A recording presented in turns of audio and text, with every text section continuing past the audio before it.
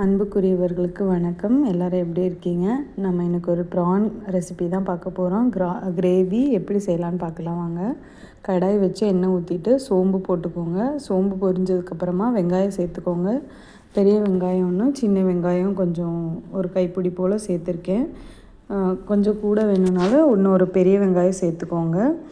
அது கூடவே பச்சை மிளகாய் ஒன்று, வரமிளகாய் 2 சேர்த்துருக்கேன். நீங்கள் ஏதாவது ஒரு மிளகாய் சேர்த்தாலும் ஓகே தான். கருவேப்பிலை சேர்த்துட்டு கொஞ்சம் ஒரு ஸ்பூன் அளவுக்கு இஞ்சி பூண்டு பேஸ்ட்டு சேர்த்துக்கோங்க. நல்லா பச்சை வாடை போனதுக்கப்புறமா 2 தக்காளியை சின்ன சின்னதாக கட் பண்ணி சேர்த்துக்கோங்க. அதையும் தக்காளி நல்லா மசியணும்.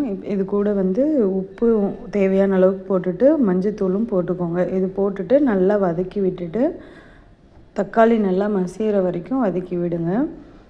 வதங்கினதுக்கப்புறம் இதில் காரத்துக்கு 1 ஸ்பூனு மிளகாத்தூளும் 3 ஸ்பூன் கொத்தமல்லி தூள் சேர்த்துருக்கேன். உங்களுக்கு கிரேவி எந்த அளவுக்கு வேணுமோ அந்த அளவுக்கு கொத்தமல்லி தூள் சேர்த்தோ குறைச்சோ போட்டுக்கோங்க.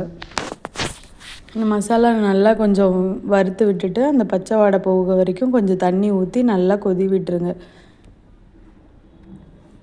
கொதி விட்டு ஓரளவுக்கு எண்ணெய் பிரிஞ்சு வரப்போ நம்ம ப்ரான் சேர்த்துக்கலாம். ப்ரானை மேலே அந்த குடல்லாம் க்ளீன் பண்ணி எடுக்கணும். அதெல்லாம் க்ளீன் பண்ணி எடுத்துகிட்டு உப்பு மஞ்சத்தூள் போட்டு 2-3 வாட்டி நல்லா வாஷ் பண்ணி எடுத்து வச்சுருக்கேன்.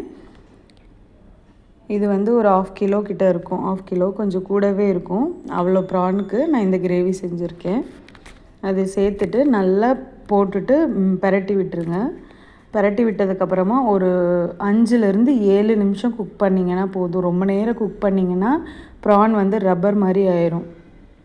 அதனால் கரெக்டாக ஒரு 7 நிமிஷம் வரைக்கும் குக் பண்ணிங்கன்னா போதுமானதாக இருக்கும். அது வெந்து வந்துடும். இன்னும் கொஞ்சம் உங்களுக்கு கெட்டியாக வேணும் அப்படின்னா தண்ணி கம்மியாக பண்ணிவிட்டு நீங்கள் கொஞ்சம் சுக்கா அளவுக்கு வச்சுக்கலாம். நான் இன்றைக்கி இந்தளவு கிரேவியாக தான் வச்சுருக்கேன். சாதத்துக்குங்கிறதுனால இது நல்லா இருக்கும்னு சொல்லி இது மாதிரி வச்சுருக்கேன். நீங்களும் கண்டிப்பாக ட்ரை பண்ணி பார்த்துருங்க. இது கண்டிப்பாக டேஸ்ட் சூப்பராக இருக்கும். ஆக்சுவலாக எனக்கு ப்ரானே சாப்பிட்டதில்லை, பிடிக்காதுங்க. பட் இப்போ நான் இங்கே சாப்பிட்டு பழகியிருக்கேன். அவ்வளோதான், நம்மளோட கிரேவி ரெடி ஆகிடுச்சு. கொத்தமல்லி இலை தூவிட்டு இறக்கிட வேண்டியது தான். சூடான சாதத்துக்கு சூப்பராக இருக்கும். கூட ஒரு அப்பளம் வேணும்னா வச்சுக்கோங்க, இல்லை வெறுமனே சாப்பிட்டாலும் ஓகே தான். கண்டிப்பாக நீங்கள் ட்ரை பண்ணிவிட்டு எப்படி இருந்ததுன்னு கமெண்ட் பண்ணுங்கள். வீடியோ பிடிச்சிருந்தா லைக் பண்ணுங்கள். இன்னும் சப்ஸ்கிரைப் பண்ணாமல் இருக்கிறவங்க சப்ஸ்கிரைப் பண்ணிவிடுங்க. மறக்காமல் லைக் பண்ணி கமெண்ட் பண்ணிவிட்டு பார்த்தீங்கன்னா எனக்கும் கொஞ்சம் ஹாப்பியாக இருக்குங்க. தேங்க்யூ.